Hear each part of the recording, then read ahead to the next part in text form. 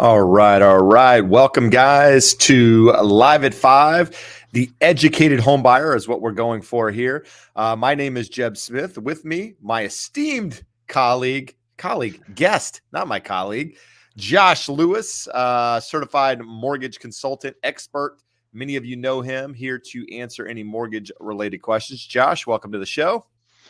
It's another week of joy in the mortgage and real estate business. Yes, it is. Every week is a joy. It's a joy to be here, Josh. Hey, We appreciate you what's guys the being saying, here. Jeb? Every day above ground is a good day. That's the saying. So I'm going with it. All right. Well, we appreciate you guys being here. Thanks for tuning in each week. Every week, I expect to show up and see no one here. So every week, I'm surprised when people actually want to be here. But we're here to answer real estate mortgage related questions. Put them in the comments if you have them. We'll do our best to get to them. Please limit them to one time. We'll try to get through them as much as possible. So, Josh, we've gotten some news over the last, couple of days here. We've actually seen rates hit the highest level that we've seen in quite some time, which we are going to talk about. Zillow's come out and revised their home price forecast for 2022, going up even higher. We're also going to dive into that. Anything else in your mind you want to touch on today?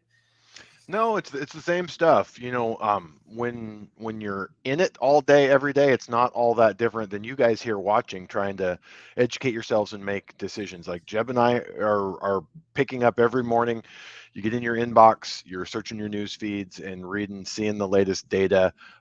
There's a lot of experts out here. Probably the best example, Jeb, that I can give. I was in San Antonio 10 days ago, and within about 2 hours, I had two awesome reports show up in my inbox.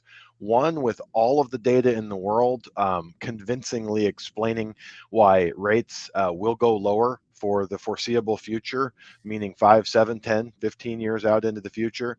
And then about 2 hours later, an equally persuasive and intelligent gentleman saying that bonds are in an absolute and total bubble and yields are going to spike. So it's really, it's hard, Jeb. I mean, you're looking at the same data on the real estate side and trying to discern. These are not the people that you and I read and look at. They're not crackpots. They're not lunatics. It's not someone that you go, oh, that guy's nuts. Why would he think that? These are smart people with reasoned opinions. So we'll talk about it a little tonight on the show, both in terms of rates and home values, and see what we think and what it means. Oh, absolutely. And as I do each week, we are going to start here and talk about some inventory, right? So I was talking to Josh earlier because inventory levels have risen here over the last couple of weeks. I talked about it in a video. Each week we saw about a 10% increase in inventory. Now, you have to understand where it started from to really see the full picture. But here in Huntington Beach, where I'm located, I realize a lot of you aren't here, but I just want to talk about the inventory.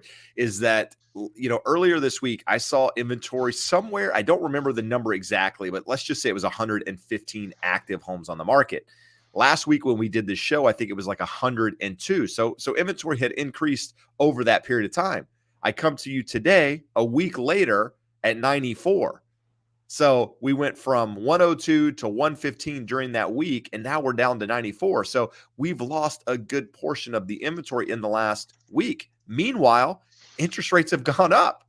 So tell me how this whole thing works. I really want to know, because I have viewers that are looking at me asking these questions. So if you guys have the answers, let me know. Orange County, we got as high as 13 or so hundred homes today. We're at 1220. So 1220, we're actually less now than we were 2 weeks ago with regards to inventory. So properties are coming on the market, but demand, it's being met with demand, even though interest rates are rising. And it could be because of people scared, fear of missing out on the interest rate. And that's a reasonable fear, right? Fear of missing out on a property is one thing, because you're making rash decisions about properties that maybe you wouldn't choose otherwise. But the fear of interest rates going higher and wanting to get in before that happens is a reasonable thing to want to get ahead of. But it's, at the moment, demand is still there. We haven't seen a pullback in demand with the rates upwards of 4%, Josh. So let's talk about that. 4% today? If you're really extremely well qualified and not just excellent credit score, but credit score and a low, big down payment, so lower loan to value, you might be able to be scraping in under 4%.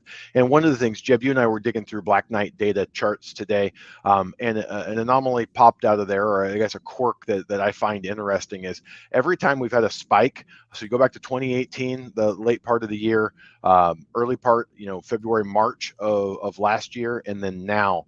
Every time that rates go up, we see a spike in the average amount of points paid for a loan. People will always want last week's rate. So where in a normal market where rates are stable or they're declining, everyone goes, yeah, I want the 0 point rate. That's awesome. Right now, we're seeing most loans with an average of about 1 point, a little less than 1 point. But most of our loans we're doing at 0 points. So when we're giving you those numbers, no, that's a 0 point number.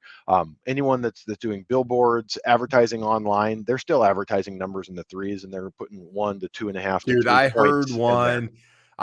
I heard one at 1.99 again today. I'm thinking, what in the hell are you? Oh, the APR was 2.5. But Yeah. I'm thinking, what in the hell would you have to pay to get that thing? Yeah, you're like, where is the CFPB? Because I mean, it's simple enough that you can't advertise something and then never close loans at that rate. But I don't know. They allow almost all. Here's a dirty little secret. I have a friend. I used to work for him. He had a small brokerage, and now he runs the sales team at a big call center brokerage that they advertise on all the rate charts. They're on. What is it? Bank Rate. They're on Lending Tree. All of these. And I say, like, how do you guys make money at those rates? He goes, we don't close any loans at those rates. And you're like, well, how do you do that? Well, and he goes through the details, and it's a dirty little secret. If they absolutely positively had to, they might close one near those terms, but they're always going to try to give you reasons as to why it's different. But back to Jeb's important question, where are rates? 0 points for a well-qualified borrower is right at 4%. With a little bit of points, or if you're extremely well-qualified, you might still be under there. And that's a big change. I mean, we were talking right at Christmas time, right at 3% for the best qualified borrowers. A percent is a big movement in any time frame, but in 5.5, 6 weeks, it's a huge move. And it's hard. It's hard to get people off the fence. So bigger picture, we go back to the two smart guys that sent me those reports a few weeks ago. I still stick to the belief that the academic research over the long haul shows that due to the debt levels we have in the United States, the federal government, that rates will move lower. The big question is when, but most importantly, it tells us don't pay for yesterday's rates. Do the loan at 0 points as long as you qualify. Some people, I have a client right now that we wanted to do his loan at 3.5 on an FHA and keep it at 0 points, and we couldn't do it. We had to do 3.25 and have him pay a little bit to get it because he didn't qualify at 3.5. So there's going to be some questions like that. So if you have to pay the points just to qualify and get in, do what you need to do.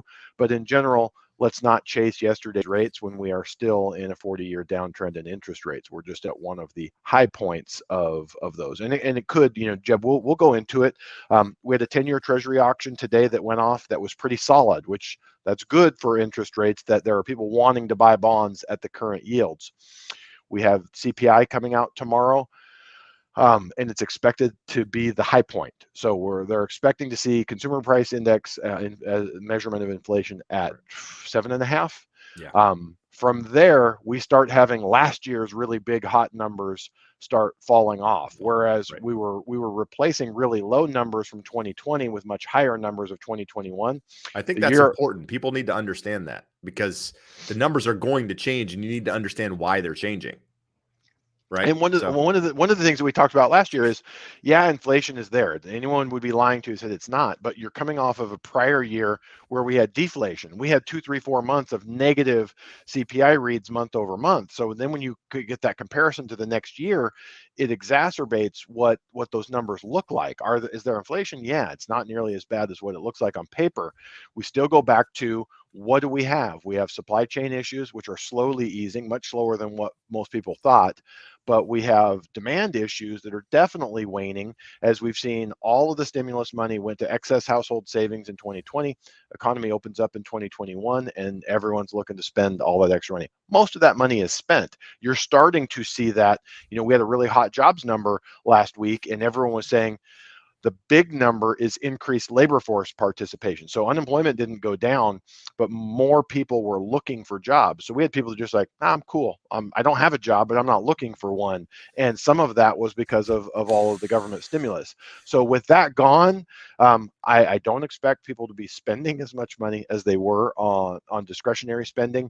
And we should have supply chain issues easing, and the year-over-year numbers are clearing up. So we're probably tomorrow going to see the high point of the inflation reads, and they should start easing. So from 7.5, they could go down a lot. If they go down 3% and go to 4.5, no one's going to be dancing around going, awesome, inflation's only 4.5%. The thing, Jeb, you and I were talking earlier today. I said, here's an important thing to remember. For 10 years, the Fed tried to get inflation up to 2% and couldn't get it there. They got it there a couple times. They couldn't keep it there.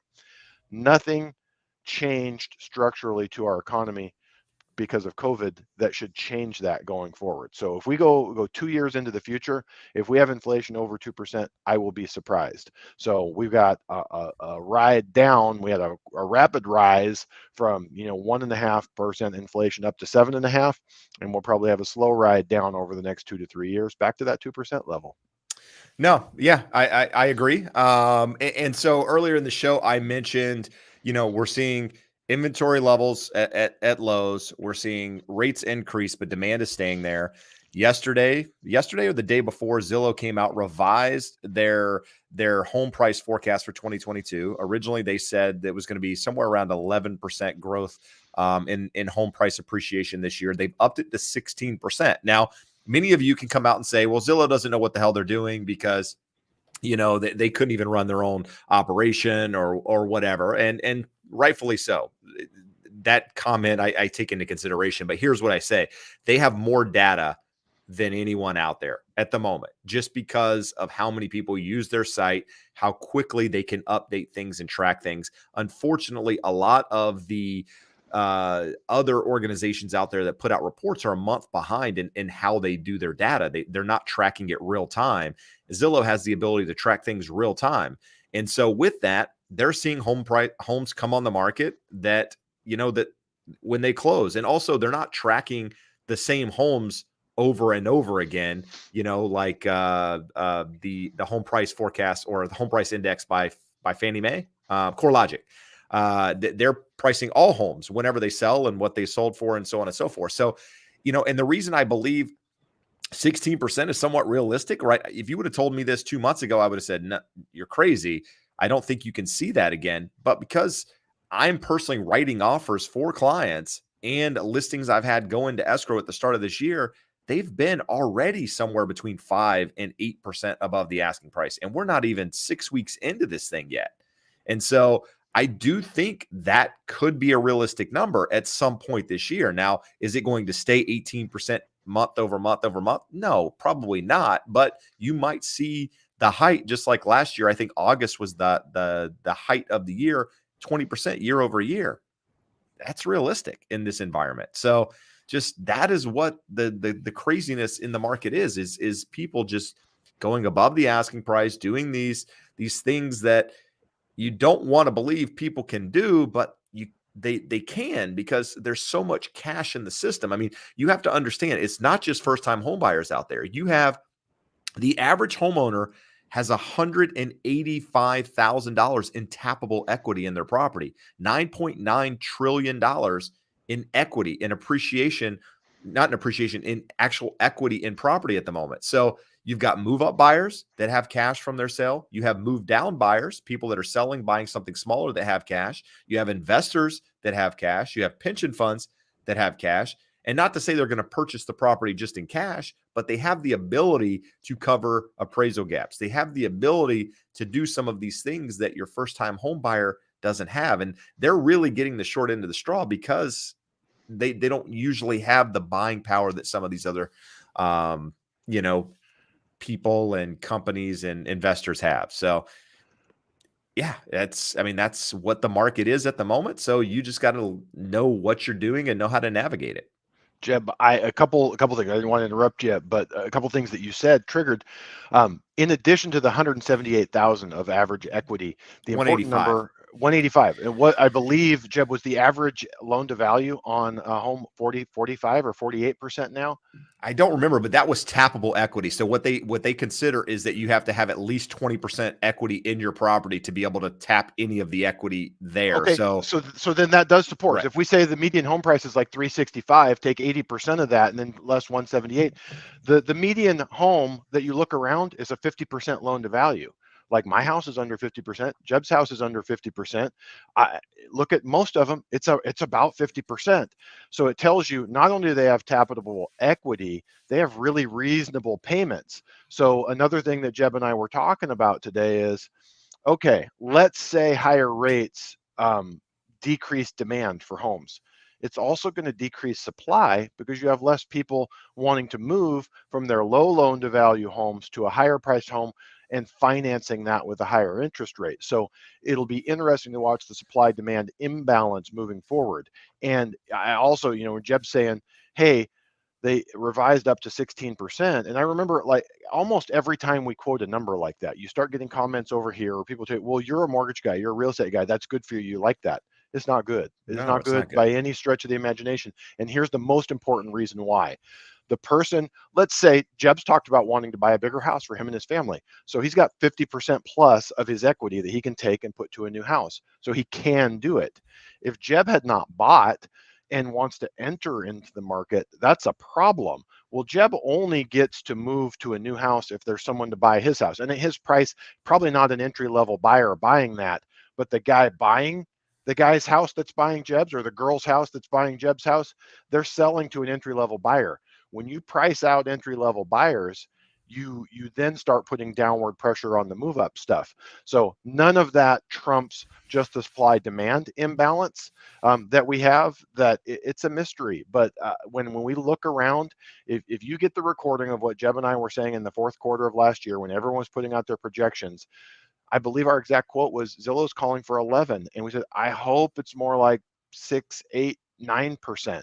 And that really was, when I said it, I'm saying that's really wishful thinking. I don't see, with the supply and demand equation the way it is right now, how we get a number that low next year. And now what we're seeing 2 months into the year with higher rates that everyone said was going to be a break on demand at 3.75, at 4, at 4.25, there's been no break. I still have plenty of people who can qualify and do want to buy at this, and Jeb's seeing it on the offers that he's receiving and making on properties. No, absolutely. But there is hope, right? The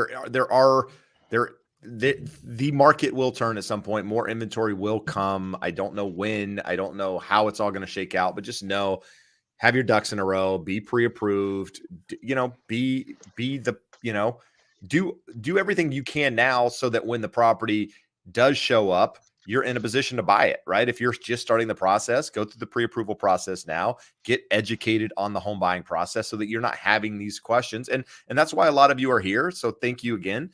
But just get yourself in a position. Now, what I'm doing here, as many of you probably know, is teeing up a webinar that Josh and I are doing next Thursday. It's free. I am going to throw it here on the screen just to give you an idea of what we're going to go over in that hour, so that you know what you're getting in that time. Now, again, it's free, so it's but we're going to start answering the questions. Is home ownership even right for you? Is it something you should be considering at this time?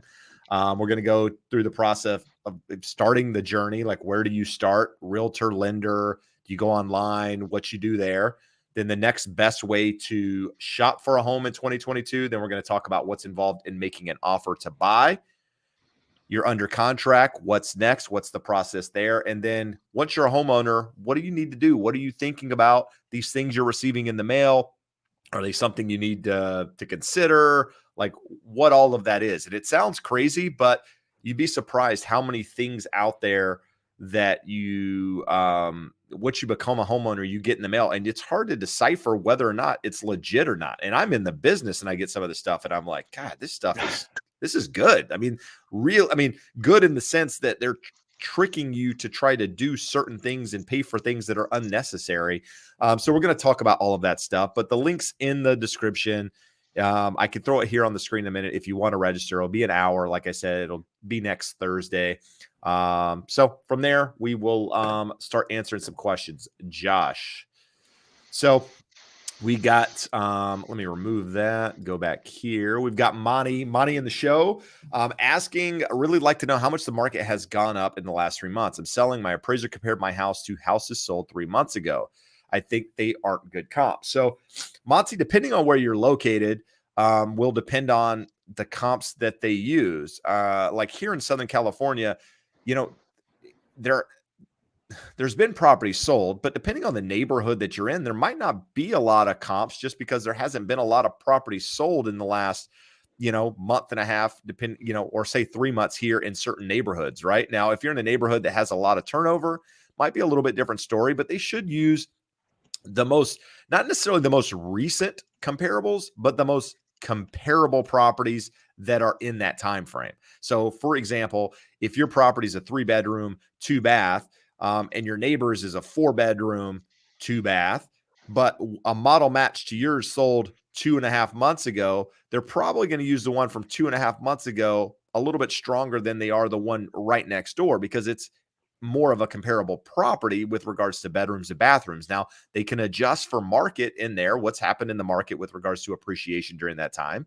They can do certain things to adjust that property for the time, but it's subjective, right? That's the problem with appraisals is that depending on which comps that appraiser uses might dictate the value that they come out with.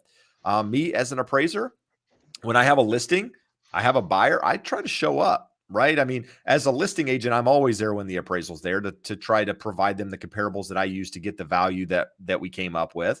But as a buyer's agent, a lot of times you can't be there. You can't necessarily influence the appraiser, but I'm trying to make sure the listing agent has the right information so that they can provide it to them just to make sure we're kind of all on the same page with how we're getting to these comps. Because sometimes, unfortunately, these appraisers don't necessarily live in the city or the neighborhood that they're doing an appraisal in. They might live 30, 40 minutes away, right? They might be in a different market and that market might be appreciating at a different rate. So it's hard to say, but if you are selling a property, you're the person that the listing agent on your property should be able to help you with the right comps. And you can go back and try to get an appraiser to adjust the value. It's difficult, but it can be done. Had it done in my career several times, adjust the value, but it's one of those things that you kind of need to address it on the front side versus addressing it after the fact. Josh, anything you want to add on that one? Just in aggregate, sort of put it together in these terms. You are correct that in the last 3 months, the housing market has gone up, and you would probably get more if you put your house on the market today than if you did it 3 months ago. But they have to look at the comps in your neighborhood, just like Jeb said. And there's a limited amount of comps because there's a limited amount of supply. There's just not that many homes coming to the market. In the last 2 years, I've had my home appraised twice. Both of them came in over $100,000 below what I would be able to sell it for. And that's largely because there aren't very many homes selling in my neighborhood. So because it's lower than what you could or would sell your home for, doesn't mean it's a bad appraisal. It just likely means there's a limited amount of comps. So if you want to rebut that appraisal, you have to go with better comps that you can show are more accurate. So it's tough. It's tough. No, I mean, here's the last thing I'll say about this. I have appraisers probably reach, like I have a house right now that's in Huntington Beach that's getting ready to close. Should close early next week. I've had two different appraisers reach out on that property to ask me what it's going to sell for if I would, be so generous to let them know because they wanted to use it in their appraisal, right? Because it went into escrow quickly. They want to help justify something else. And I try to provide as much information. I give them the numbers just because it helps somebody else try to, get something in appraised value because things are moving so quickly in this market. It's hard to tell what things will sell, what will sell. So hard to say, but I would say, I mean, here in Huntington, it's hard to say or Orange County, what the appreciation number is. I've seen property sell, like I told you guys last week. I saw a property sell for 25% over the ask price. Property was listed at 1.6 something. It sold for 2.1.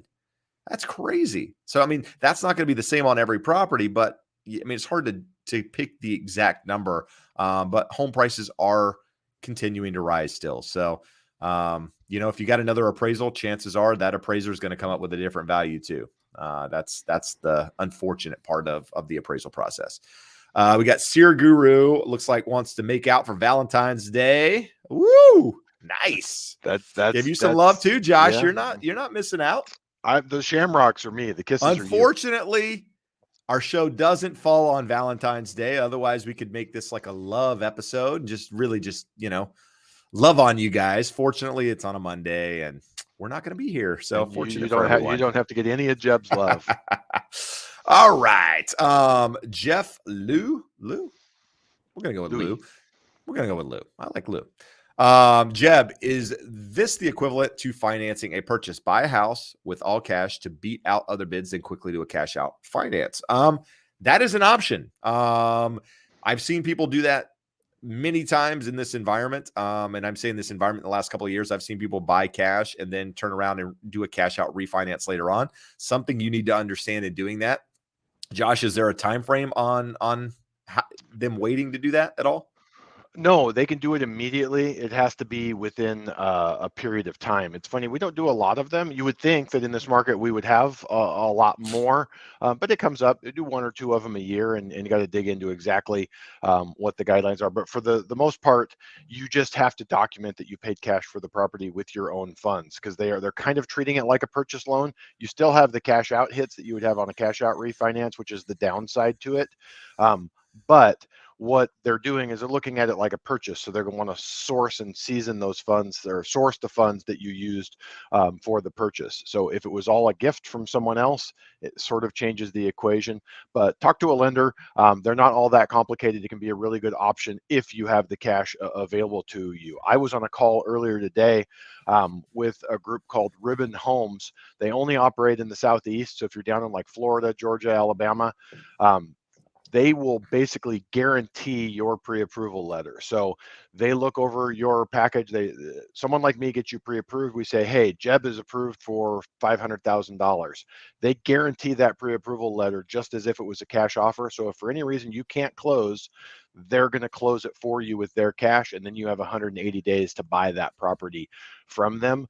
This is just another way of going about that. If you have the access to your own cash, you're basically guaranteeing it yourself by closing it with cash and then putting the money in place. So along those lines, Jeb, a question would be, if you were writing an offer for Jeff, would you suggest stating, making it with financing and then saying, documenting the cash and saying we will close with cash if there's going to be any delays, or just make it as clean as possible? I say you make it as clean as possible. Don't even mess around and deal anything with a loan. I mean, I say you just go in cash offer. Now, if you want to run simultaneously, cash offer and a loan same time, and if one can get done, you can get a loan done, and at the end of the day, it all works out great. But go in with the cash offer and don't even mention the financing. It in this market, I mean, here's the deal. I've made 2 cash offers, very strong offers, 10-day closes, no contingents. I mean, like super strong in the last 2 weeks, 2 different cash offers. I didn't get either of them. So cash might not be the answer either. Sometimes it might boil down to the highest price. Other factors, hard to say. You just got to find out what's important to the seller. But in order to do that, a lot of times you got to get the agent on the other end to cooperate, which is as difficult as sometimes getting your offer to get accepted. So, but cash is king. And understand, when you do that cash out refinance, you're going to be limited, 80%, Josh, loan to value, give or take a little bit. Especially if it's a primary. If it's a investment, what's your cash out? 75 max. 75. Yeah. All right, there we go. All right, good stuff. You want to know what's funny? You want to know what's funny, Jeb, before you answer that question, is like in the 90s, before we had the Google and everything was available right at your hands. Like, I have access to way more information now, but I memorized a lot more stuff back in the 90s when it was difficult to go look it up. You had to. Now you got things right at your fingertips, man. Lazy. So Shane Collins signed a purchase agreement on a new build in South Carolina. Won't be done, until June. Should I look at an extended rate lock option with rates rising? So Josh, we address this question every single week, but it's different now. It's different now. Yeah, rates exactly. are creeping up, right? I mean, I'll come out and say, hey, listen, I said 375 on the high side this year. We're already above that. So I'm already wrong. In my prediction, but you're wrong right now. I We'll am, see. We'll but see that's where it okay. settles out. That's, I mean, but I will admit when I'm wrong. So 375 now, I mean, or when never mind, just disregard what I said. Josh, should he consider doing an extended rate lock? So for most people, the pain of an even higher rate is going to be difficult to handle. So I had this come up with a listener to the show this last weekend, and she ended up locking on Monday with the builder's lender. And I said, look at this. I said, the builder's lender is not a terrible offer. If we could close in 3 weeks, I could beat them 6 ways to Sunday, and you're better off going with us. But the builder's lender had a situation where they could potentially offer a float down option on that. So I said, lock it. And that's your worst case scenario. And then you and I are going to stay in contact when we get within about 45 days, 60 days of closing. Then we'll look and see where we're at. Again, for those of you that watch, I am still not convinced that we are in normal interest rate environment and we're going to be at 4.5 to 5.5% for the foreseeable future. I don't see that. So I could foresee a situation where we're back into the high threes. If we're looking at a June closing, the thing that comes into this situation with closing in June is oftentimes, especially with supply chain issues, the builders have been a little bit late. So if that pushes into July or August, you already took an extended long locked and paid a little bit of a premium for it. And then you start looking at extensions on top of that. So the builder's lender, this is probably the only situation where a builder's lender can have some advantages for you, and just find out what it looks like. So talk to an outside lender, talk to the builder's lender, see what their lock options are and what their float down options are when you get closer to closing. But it's painful right now. So I like the idea of locking in a worst case scenario and then hoping for the best, either with a float down with that lender or switching to a different lender. So be aware of and careful. June is 4+ months out. Once you get to 120 days or longer on that lock, a lot of times there's an upfront cost to it. So make sure there's not an upfront cost locking you into it. But I wish we had a good answer. All of last year we told everyone adamantly, do not lock, do not lock, Right. do not lock. Rates are going to stay low. We're not in that situation any longer. I think what Josh said is important there is that you do an extended rate lock now. It's not going to cost you any money out of your pocket to lock that rate. That's your worst case scenario, right? And during that time, when you get closer to actually finalizing construction, go talk to another lender, a broker, and see where rates are. And if rates are higher, you've already got the builder's lender locked in. If not, you got another option. This is what you need to understand as a buyer. Some buyers think I lock my rate, I have to go with that lender. Not the case at all, especially in this situation. Now, there might be certain incentives and that sort of thing to use the lender that might get backed out and all of that. That's a whole different conversation, something you have to understand when you sign the contract. But listen, I think that's a really good point and something we really haven't talked about, Josh. We've been talking about, should you or should you not? And it's always been kind of a yes or no type answer. Now it's like, well, maybe you should and still have a backup. So keep that in mind. I think that's a good direction to go if you're in the construction world. It's just being prudent. And honestly, the girl that I talked to last weekend, the lady that I talked to last weekend, the builder's lender said, let's just lock it. If we can't do something better when it gets to closing and something's better available, you can always go with another lender. So to their credit, they told her, we understand this is a tough market for consumers and the buyers have to cover their butts. So I don't like it. I wouldn't like that happening to me. I don't like suggesting it to someone, but we kind of all know what the game is. This is a hard market, and if you are buying new construction with an indefinite time frame for close, you got to do what you need to do to cover yourself. Good stuff. Jeremy is saying, does police activity on a neighbor's house affect the sale? Need to disclose property values, etc. So, here is my interpretation of what I think you're supposed to disclose. Now, if there is a nuisance next door, something between you and the neighbor, something the neighbor is doing that's a nuisance to the community, you are supposed to disclose that. Police activity, in theory, you have no idea why they were there. So it's not really up to you to disclose something. Now, the reason I bring this up is because years ago I was selling a property and there was a rehab center across the street. It was a house that had been turned into like a drug rehab, alcohol rehab type. And I asked like an attorney through our company at the time, am I supposed to disclose this? Because that could be negative for the community. And the answer was no, you're not supposed to, because you're basically making a judgment call. You're like judging people based on what they're going. It was like a whole deal of, making out those people to be bad people just because of what they were doing. And that might, come back to bite us or whatever. So the police activity thing, unless it's something that is directly affecting you or directly affecting the neighborhood, I don't think you mention it.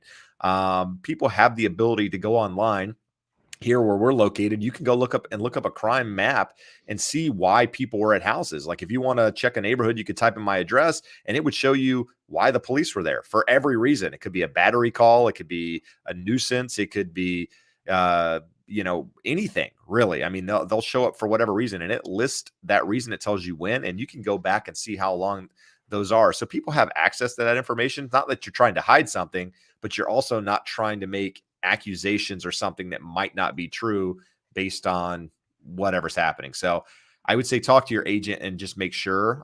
They probably want to run it by their broker, but that's my interpretation of how you're supposed to work or, deal with that sort of situation.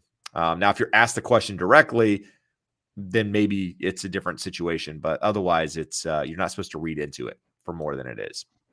So hopefully that's helpful. But does it affect the value? Hard to say. Depends, right? Depends on what the reasoning could be, right? I mean, if there's really something legitimate next door, yeah, that could affect the value. And in fact, I just did I had a comment in an article. Somebody had reached out to me asking me if I would comment on a subject, and the subject was basically selling a property as is. Like, is it, in this market, are there any downsides to selling a property as is? Does the seller lose money in all of this? And I don't know what my quote was directly, but it's in this environment, those things are really not mattering as much as they would in a normal housing market. Like I mentioned last week, properties that back to freeways, that back to major streets that aren't ideal properties are selling for just as much as the interior locations, the better locations in this market, just because there's less options to choose from.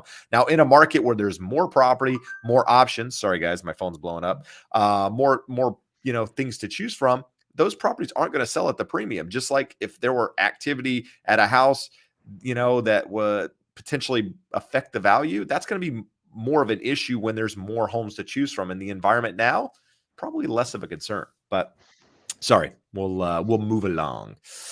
Let's see here. Josh, you see anything? I do see Chris talking about my beard.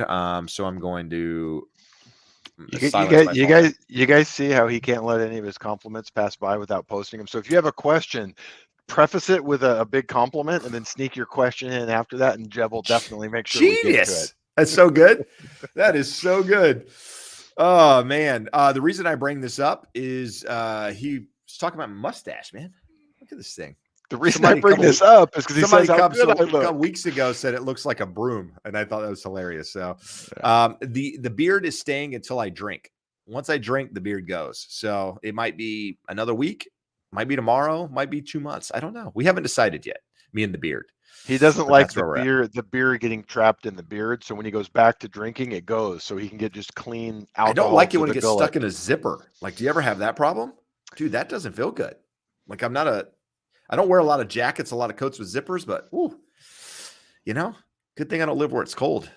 Anyhow, what do we got here? We got a good one here. Crystal Tie. Click on that. Yep. If you had no urgency of buying a house, no growing family, etc., other than being ready and wanting to buy, what would you do? Wait till fall, or buy a premium, or buy now?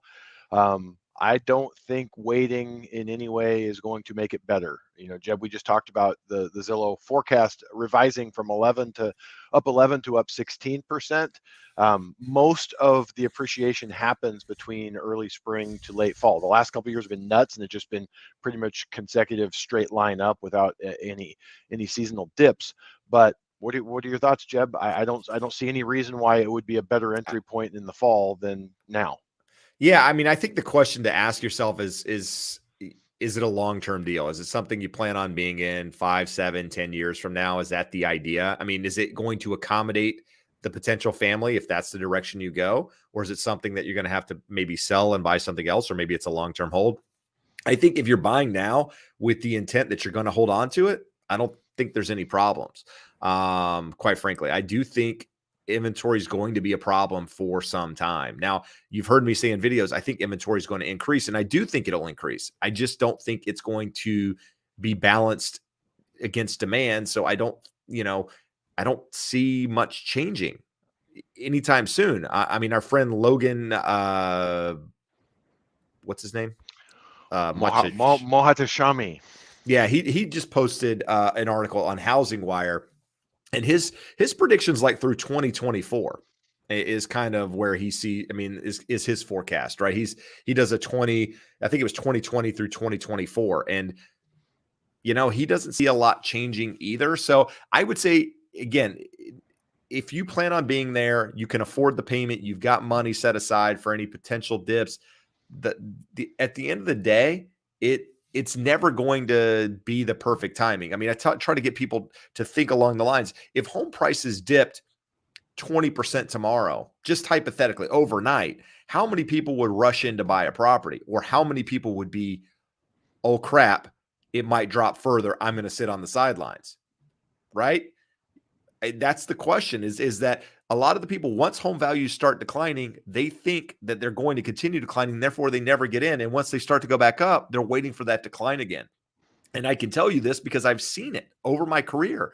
Every time there's an adjustment in price or there's some sort of pullback or leveling off, people think the next step is that prices are going to go down further. Therefore, they hold off and they never end up in the market. So if I were a home buyer, and I am, because of family and some other things, growing family and all that good stuff, I think you got to get in the market sooner rather than later, because I do think you're going to continue to see appreciation. Maybe not 16% and all of that, but what the average appreciation over the last, I don't know what the number, but it's like 4.5%. It's like over the last 30 years or something is 4.5% a year on average. So if you span that out 7-10 years, you're looking at a pretty good number. And if prices pull back 10-20%, you're still ahead. So that's just my thoughts on that whole thing. So it's a difficult question to answer because you don't know the motives behind, and all of that, right? I mean, here's some things to think about. California, home prices appreciate every single year, like I mentioned, on average about 4.5% or so, right? There's areas of the country that haven't seen home price appreciation in 20 years until 2020, right? It's that home price stayed the same value for the most part, little ups, little downs for the longest time. Now, the caveat there is that if the market does correct, those properties are less likely to fall a big amount, right? Because they've been at such a stable number for so long that if the market does correct itself, that market pretty much stays pretty stable. Areas like California, New York, the Bay Area, Florida, the higher house prices, those are going to correct a little bit more because they've risen more. So there's a lot of factors that play into that question, but home ownership, the key to generational wealth long term. So that's what I'll leave you with. Another Josh, piece of the equation there with that, Jeb, is that it's not a pure investment. So when you're looking at investment, you can't think of it like that. Yeah. if I decide if I want to buy Bitcoin, I'm sitting here. The only thing I have to care about is this a good entry point to buy Bitcoin? Do I think it's going to go up or do I think it's going to go down? You have to live somewhere. So unless you're living for free with family, you have a home free and clear, and you're looking at buying another one, you have to put shelter over your head. So there's already a cost to that. So if we can put some of that cost into a mortgage payment that goes towards principal on the loan, you're using the leverage of someone else's money, you're prepaying or you're paying down the principal and decreasing that loan amount with what would otherwise go to a shelter cost. And a house payment versus rent, if you're in a high cost area like California, the mortgage payment is going to be more than rent, but it's going to be cheaper when you net out the fact that on a $500,000, $600,000 loan, you have $1,000 a month going to principal. So when you take away that $1,000 forced savings, the actual cost of the shelter in terms of taxes, insurance, interest is lower than rent. So you're making some savings, you have some leverage, you're growing, and you're enjoying the increase in value on the entire property. So it's a different type of investment because it's the only one you're probably going to use leverage on. You have to have a roof over your head anyways, and those thoughts need to factor into your equation as to when you enter the market. Agreed. One thing I didn't do earlier is thank Jennifer for being here. Jennifer is our resident moderator. So Jennifer will see comments in here. You'll see her make comments to you. She has the authority to do so. So be nice to Jennifer, and thank you, Jennifer, for being here. Seraphin Laura has a good question here, Josh. Guys, I recently purchased a home. My payment is $2,820. I make $120 a year, rent 2 rooms, and get $1,800 from them. If I applied for a new loan, so I can rent it, can I use that additional $1,800 a month as proof of income? So buying another house, you're renting out rooms. Can you use the income from those rooms to help justify the rental? So the answer is no, but in his situation, I don't think it matters. I think he's going to be okay. So it sounds like, Jeb, if I'm hearing correctly, he bought a home, he rents out 2 rooms, and he wants to know if he goes to buy another home, can he use that rental income to qualify? So if he did not declare that rental income on his taxes, which no one does, 26 years of doing this, I've never had border income eligible as qualifying income because they don't declare it on their taxes. But in this instance, if you're living in that property and it's a departing residence, you're going to move and buy another property, you haven't rented this property yet. So we're going to use 75% of the projected rents to offset your current mortgage payment. So I love to use a super simple example. Let's say your mortgage payment is $2,000 and it will rent for $2,000. In your mind, you're like, it's awesome, it breaks even. From the lender's perspective, they're going to give you 75% of that $2,000 rent to allow for vacancies and maintenance and upkeep. So they're going to give you $1,500. So your payment is $2,000. That's negative $500. And that gets added to your liabilities, just like if you had a car payment. So in this instance, instead of the $1,800 you're getting from renting the other 2 rooms, you would likely be able to use whatever the entire property would rent for times 75% to offset the monthly payment to then allow you to go on and purchase another property. There you go. Good set.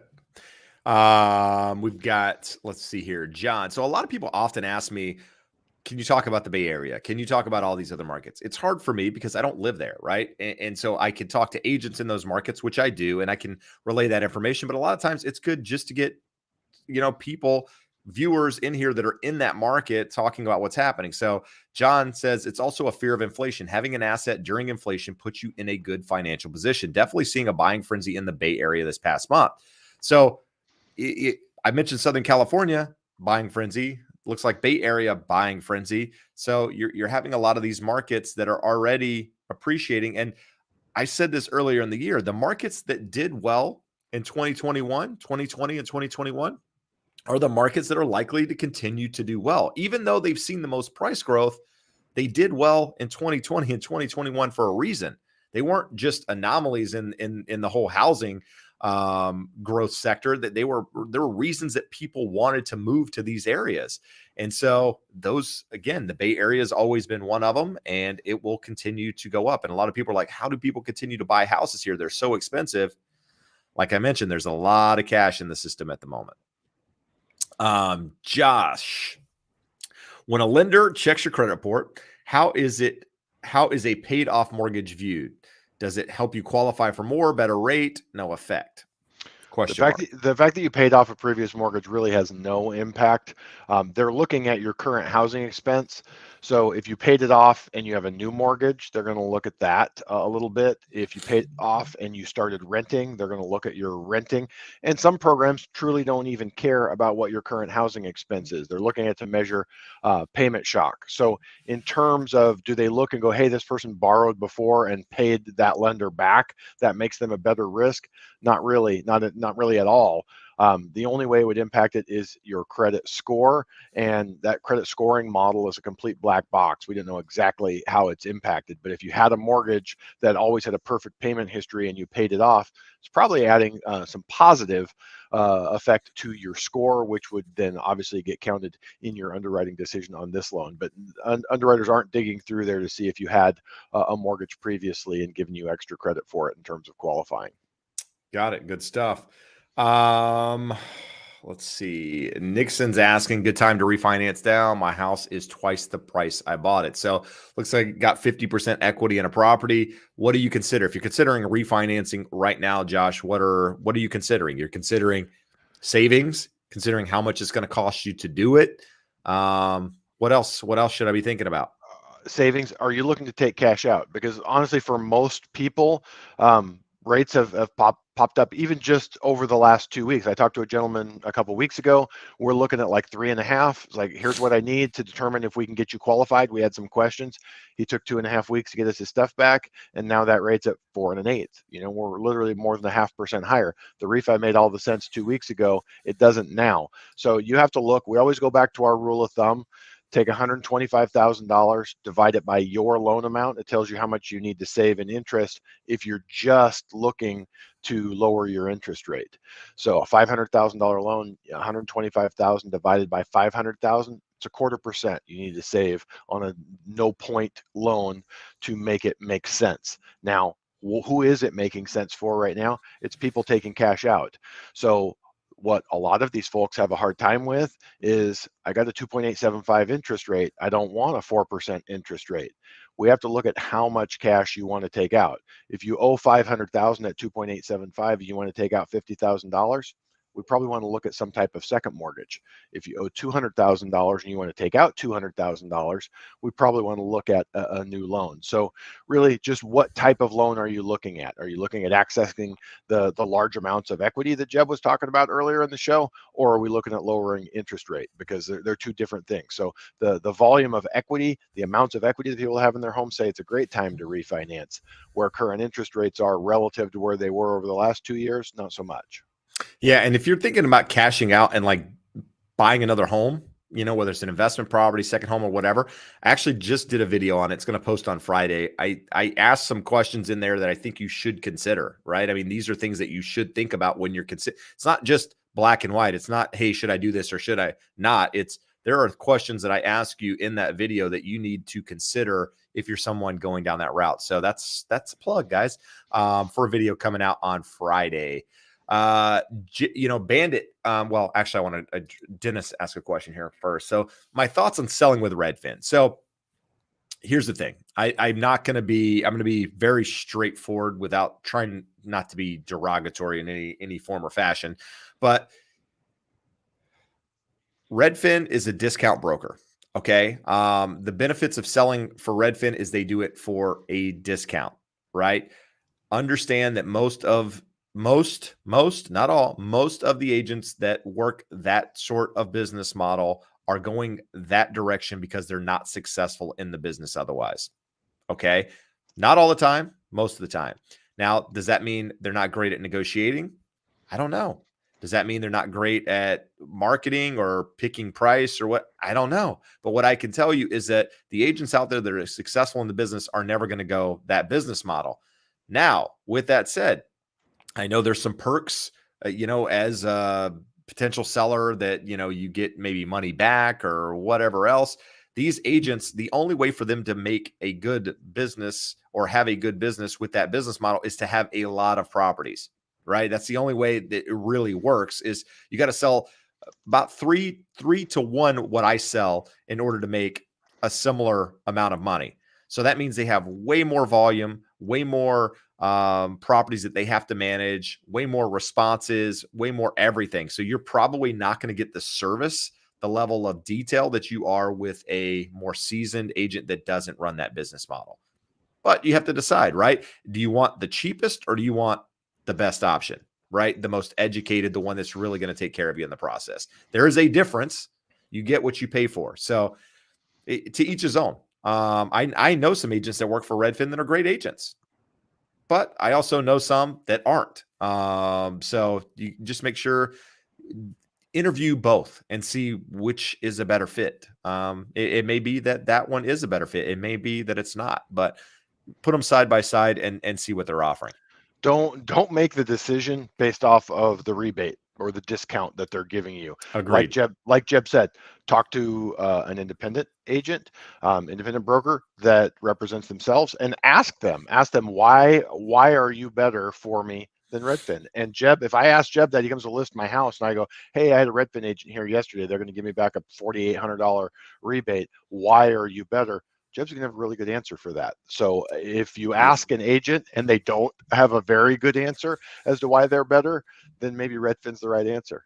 Yeah, no, agreed. So, but just compare, right? I mean, actually go through the process. Don't just pick someone based on a fee. That goes with anything you do, right? I mean, if you're getting a loan, don't just go with someone because they're charging you the lowest rate or the lowest fee. Talk to a couple of different people. Let them express what they know, their education, because things can get convoluted in the real estate world. And this is self-serving. I get it, right? I mean, I'm talking about, not going with that agent and choosing someone like myself or a broker for Josh's matter or whatever. I get it, but understand I've been in this long enough to know that there are more seasoned, more educated, better people out there. It's very easy to get a real estate license, guys. Very easy. Too easy.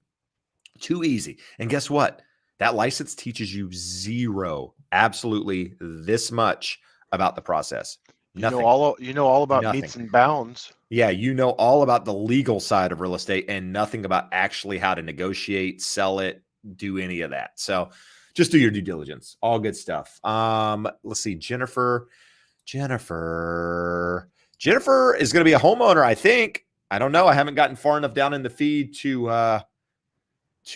find out if she's still under contract, but she did give us $4.11. I'm not sure what the 411 is. I think she wants us to have 411, bro.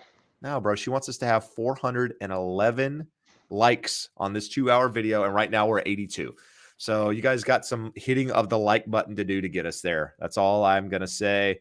But thank you, Jennifer. We appreciate you being here. Let's see here. Josh, I was going to this one. This is not a question, but this is a comment that I'm hearing often in this market. Got $300,000 in equity. I don't want to sell because I don't want to pay rent that would be triple what my mortgage payment is. That's, as we mentioned earlier, the amount of equity, 9.9 trillion in the system at the moment, 185,000 average tappable equity for each homeowner.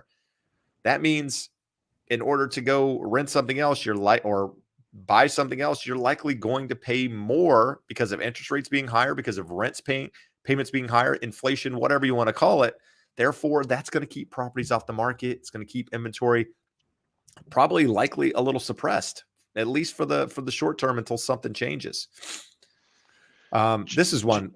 Go Jim, ahead. hold on, just on that one, an interesting thought. So we just rented the property in Orange that I bought last year, rehabbed, put it on the market, rented it for $3,800 a month. Now, when my wife and I were out there, put the finishing touches on it, we're like, this is a really bitchin' little house.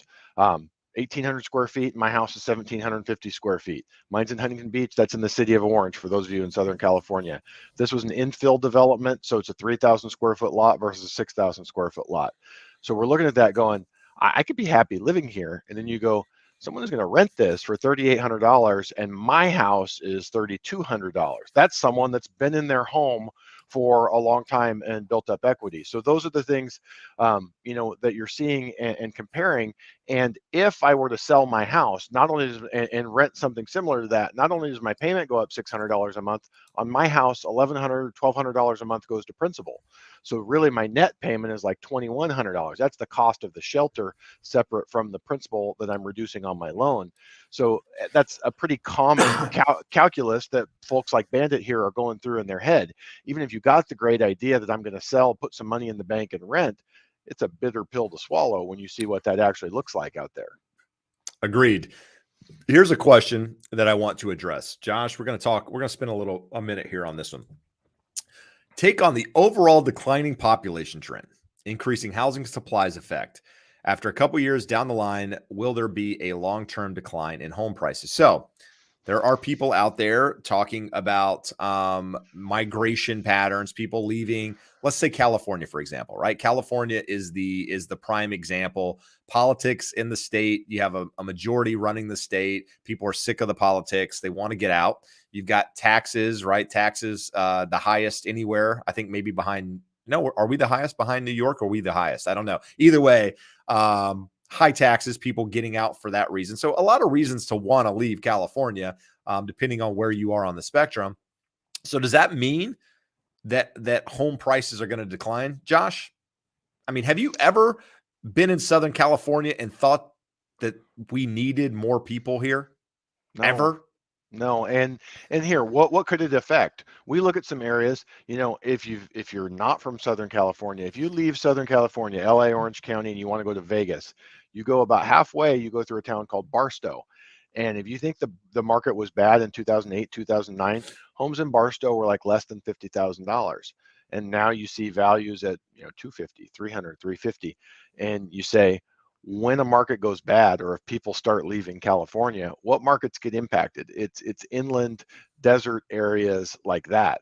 We never have so many people leave California that oceanfront property is no longer going to be desirable. But you're using an example. You're saying oceanfront property. What about the guy in Anaheim, right? They're not in the Same ocean. same thing. They're close to jobs. They're close to entertainment. We have world-class entertainment. We've got lots of jobs. We've got shopping. We've got culture. We've got everything. So anywhere, LA, Orange County, San Diego, Ventura, go up the coast. Any of the coastal counties, and you can be in Orange County, be 20 miles inland. It's still coastal and it's still very nice. And if you look on a population map, like people don't understand, everyone is aware that if you look at a politics map of the United States, that it's very red, but all of the areas that are blue are where the population is. California is no different. California is a red state, but where all the people are is blue. Well, for real estate, those blue areas where all the people are is the areas that are pretty much immune to net migration. People aren't moving out of those areas. The migration is out of the edges, or if people move out, there's more moving in than are moving out. But going back to Han Solo's question here is overall declining population trend. The trend is declining, but it is still positive. If you go back, we've been just under 1% for over 20 years, a growing population by 1%. So if you look at it, that due to COVID, we've dropped down to 0.12%. It is still growing. And if you look at this chart, the trend doesn't move rapidly. Like it took 100 years to go from 2% down to 0.12%, and it's really from 2% to 1%. It'll take another 100 years before it goes negative. So look at that. We don't have a declining population. We have a population that is growing at a slower rate. Right. Now, what Jeb was getting at is what areas might suffer from this if population doesn't grow as much. It's the less densely populated areas. Jeb mentioned there's parts of the country that didn't appreciate for 20 years. Why is that? It's because they didn't have population growth, because they didn't have jobs, and they weren't attractive to young families growing and building. So like pick your market, like Atlanta. Atlanta's growing like crazy. Austin, Dallas, Houston, Tampa, any of these areas, and it's not to say that the Midwest and the northern Midwest and the Northeast aren't growing, but if you get to areas that have a good economy and a good climate and young people want to live there, it's going to do fine. No, absolutely. Let's see here. I was off track. I just clicked something. So And the last thing I want to talk about is on that subject, and I'll move along, is that, depending on who you read, what you look at, we're somewhere between 3.5 and 6 million homes behind to serve the current population, right? So you got to get caught up on that before you're balanced. And you've got, again, more millennials turning prime buying age. Again, we have a not a declining population, but a slower growing population. So there are people continuing to become prime buying age during the time they're trying to fill those. So it's going to continue to put stress on that supply, bottlenecks, just shortages in general for material. All of that plays into it, right? I love how people throw out, well, there's more housing starts. Great. When are those houses going to be complete?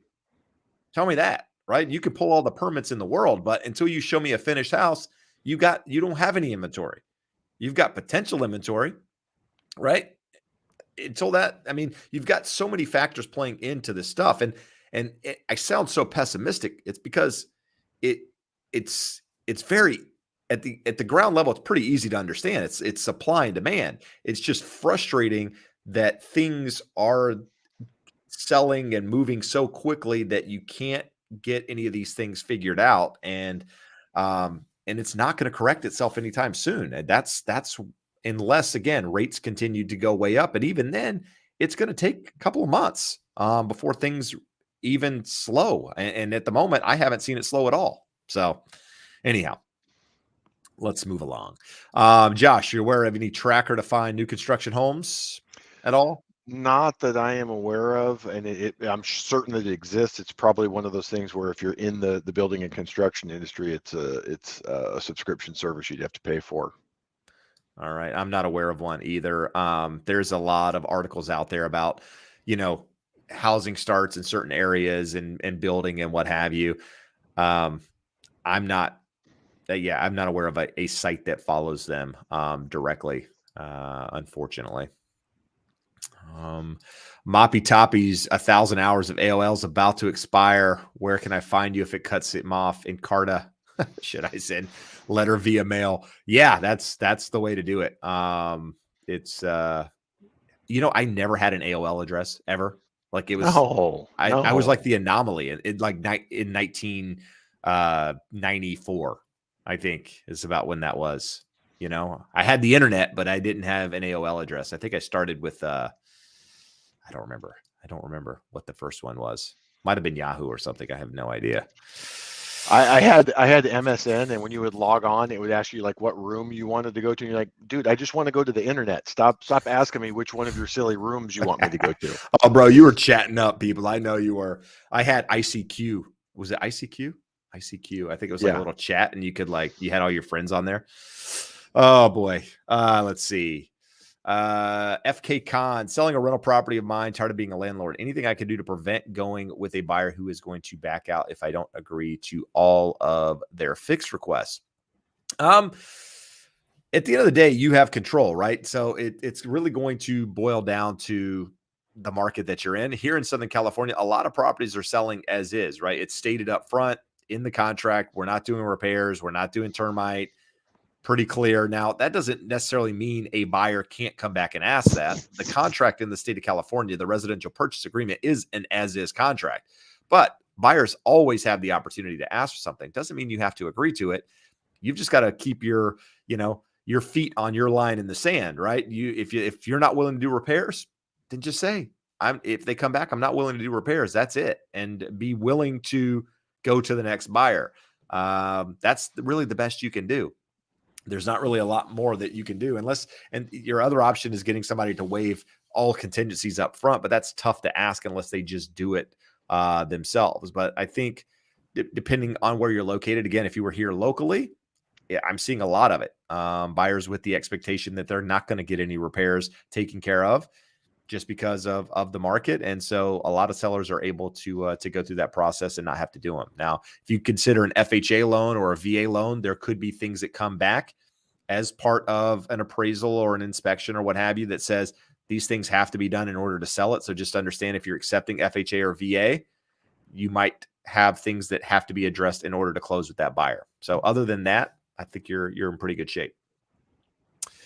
Sam is asking, if I'm a buyer, how do realtors get paid? Typically, we get paid by the selling side. The listing agent, when they negotiate commission to sell a property, they negotiate commission for both themselves as well as the buying agent. So the sellers typically pay for a buyer. Now, there is some legislation out there at the moment, some things trying to get passed where the listing agent might only negotiate their own commission. And if that happens, then that means a buyer would be responsible for the commission of their agent. I don't know that I see this passing personally, but I know there's a lot of talk around it. But at the moment, it's getting paid by the seller. So until something changes, that's the direction. This is a good question, Josh. Preston Pigeon, 3 rental properties and a primary home. Between all, I have about $750,000 in equity. Is that something a bank will look at and approve me for another investment property with less than 20% down? So I have a lot of equity. I don't really have the money for a down payment on another property. Will they look at my other property and say, hey, this guy's good to go because he has all this other equity? Essentially, the days of lenders looking at the big picture are gone, from the standpoint that 90% of loans go to Fannie Mae or Freddie Mac, and they have their own guidelines. And even if you're in a jumbo or a non-QM loan, non-qualifying mortgage type program, which used to be referred to as subprime, although they're different in that regard. It's less about bad credit and more about different types of documentation. The lenders all have guidelines, and they're not going to make an exception for you having equity in other properties, because that doesn't protect them. It might make you a better risk or more likely to make your payment, but they're looking at it as, if we have to foreclose on this property, how much risk is there? And Fannie and Freddie have very specific guidelines on what the minimum down payment is, and they're not going to deviate from that because you have equity in other properties. Now, if you're in certain parts of the country where you still have community banks, like for the most part in Southern California, we don't have community banks that they can do portfolio lending and make their own guidelines. You might be able to find someone that would look at a loan like that, but for the most part, you're going to need to tap some of that equity in the other properties to get to the 20% down. Good stuff. So typically I don't jump to the bottom and get to questions, but there's a comment made and I just happen to look up and see it that I want to address here because I think it's important. So YouTube's Car Spotters Guide said buyers still pay the commission in the sales price of the home. So there's a belief that the agent, that the buyer is paying it because the seller is dictating a certain amount off the top and it's being factored into the price. The mindset has been so long that the seller pays that commission that the seller isn't going to necessarily sell their property for less money now that they're not paying a realtor commission. So I don't believe that a realtor, a seller is necessarily going to say, well, I'm not paying the buyer's commission, so I can now not sell my house for 2.5% less than I was going to otherwise because, that's a fee I don't have to take on. No, the seller's still going to sell it for the most amount of money possible, which is generally fair market value in that market. Now, a buyer, if the seller's not paying it, they are truly going to pay for that commission, right? Either out of pocket or whatever, in order to do it. So yeah, you can say it's factored into the price and the buyer's paying it, but I'm telling you, if it changes, the mentality isn't going to be any less for the seller's not going to change their mindset on how they structure the sales price. In fact, I've never had a seller come to me and say, "What's my house worth?" "Oh, it's worth $1 million." "Oh, you want to sell it for 5% commission? Okay, so we're going to add that to the top of my sales price." No, it doesn't work like that. It's, what's your house worth? This comes out of it. Okay, that's the end game. So that's my thoughts on it. We'll see how and if it ever plays out the other way. But anything you want to add on that one, Josh? No, no. Again, it's all mindset. It's been that way for so long. I mean, you can, if you want to believe that they're paying for it because they paid the price of the home and the cost of the commission comes out of it. I see the logic of what you're saying, but it doesn't change. If it did, you would see homes that only pay a 3.5 or a 4% commission selling for less than ones with a 6% commission, and you don't see it. Exactly. No, great. That's a great point. Let's see here. We actually, Jeb, here, there's a couple of 3 comments in a row that I'd like to just bounce through. So Yep. Cutter Chengas, I haven't seen this number, but he says the most realtors since Yep. 2006 let their license expire at the end of 21.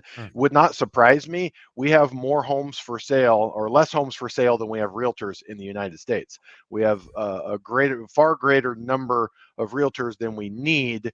And why would they let it go? There's a cost. If you're not doing business, just maintaining your license is what, Jeb? Probably $500 to $700 if you want to be an No, it's over MLS 1,000. member. Over 1,000. But Does that include your MLS, or is that just the license? No, it includes the well, just to have your license. I mean, do the education every 4 years and renew your licenses, plus the education plus the licensing fee. So probably $300 or something, $400. Yeah. Plus your MLS fees and your fees to be part of a board and all that stuff. I mean, if you're actually going to sell any real estate, you have to pay that. But what I find interesting is that that might be accurate. I don't know. But what I can tell you is that during 2021, not at the expiration of 2021, but during we had the most licensed real estate agents ever in history. So at some point last year, we had the most. Now, letting them expire, I don't know. Do we still have more than we did a year ago, or are we at a smaller number now? I don't know, but it's interesting. You have to see years of that to get a trend, but it would make sense that the it'd be market's great. been hot. We had too many people, and maybe it washes out. So then he moves on from real estate to mortgages. Mortgage underwriters can say goodbye to refinances. No one will be refinancing and upgrading their homes for sale unless rates go back down. So here's the fun part. I looked at the numbers. It was on a conference call earlier today with a coaching group of mine. Going back 32 years to 1990, the percentage of refinance share has never gone below 15%. And other than that 1 year when it was at 15%, the lowest number was 20, which was also like 1 or 2 years. Most of the time, it varies anywhere from 27 to 65% of the market. We're definitely going to see the lower end of that range for the foreseeable future, unless rates return back to the low threes very soon. So definitely some truth there.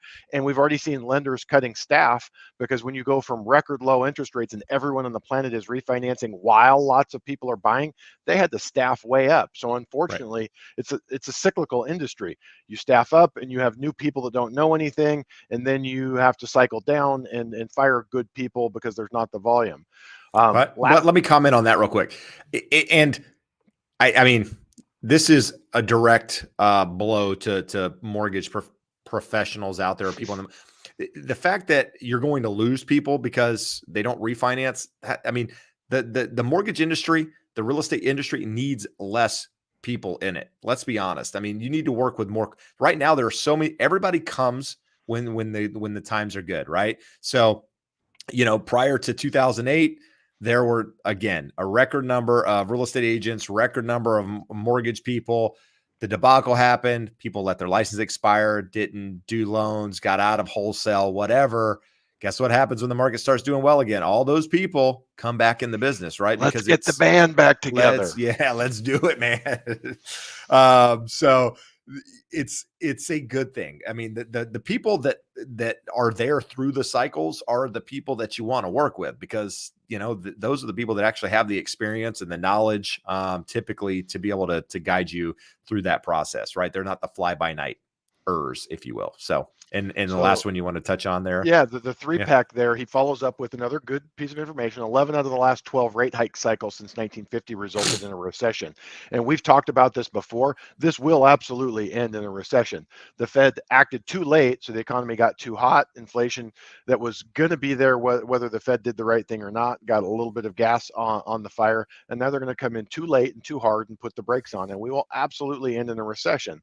And the conclusion to draw from there, going back to, hey, there's going to be no refinances, rates will drop and we will get refinances again. Even if we don't go back to lower than where they were last year, all of the people that buy this year into next year and the following year, however long it takes before we get that recession, those people are all going to look to tap their equity. So 3 good points, but a little bit of counterpoint to each one of them. Good stuff.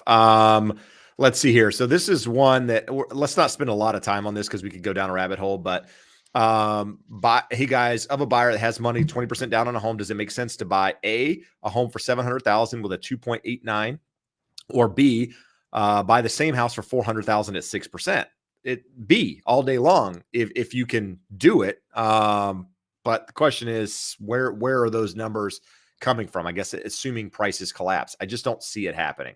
But Josh, what are your thoughts on those two examples? No, it's the same thing. You always want the lower price with the higher interest rate because eventually rates will come down, you'll refinance, and you'll get the benefits of both.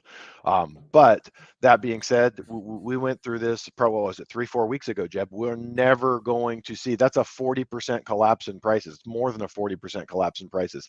Never going to happen again.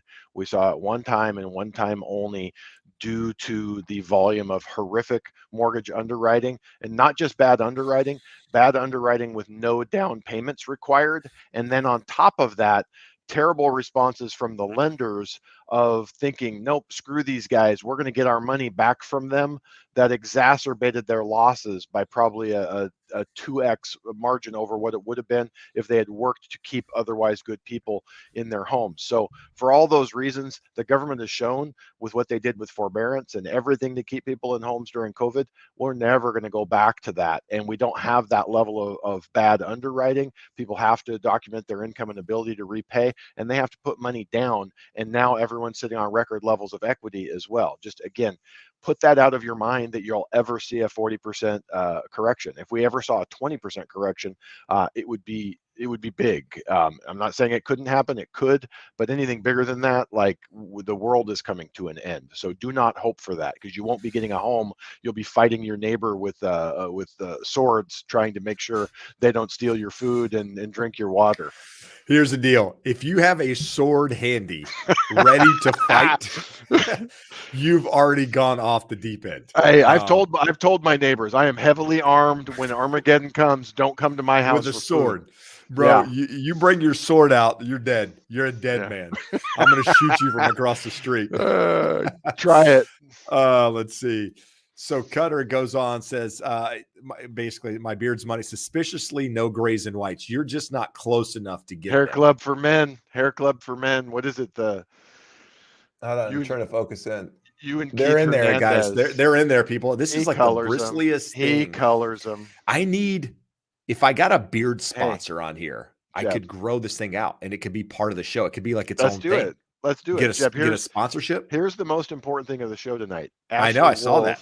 So wait, where's Willing? He's been praying that Ashley Wolf would come back, and then he's not here the week she comes back. This is bad. This is not good. He's going to be sad. Let's see here. So I'm trying to get some good questions. We're running through time here, guys. We're at hour and 23 minutes. So Josh, any thoughts on public service loan forgiveness program? It's good depending on the volume of debt you have. I have people with $30,000-$40,000 of student loan debt, which, don't get me wrong, that's a lot of money, and they go, yeah, I'm willing to do 10 years of indentured servitude in a public job that pays less than the private sector so that someone will forgive this $30,000 to $40,000. And that I don't understand. I also have clients that have $150,000, $200,000 of student loan debt. And most of those have done the math and said, hey, I make $20,000 less a year over the next 10 years, but I get this forgiven. I come out ahead by doing that. And the first couple of years, it was just 2 or 3 years ago that we had the first wave of people that were eligible for forgiveness hit their 10 years, and the government approved like 6 out of 2 million the first year. They got in trouble for that, and now more are getting approved, and it should work going forward.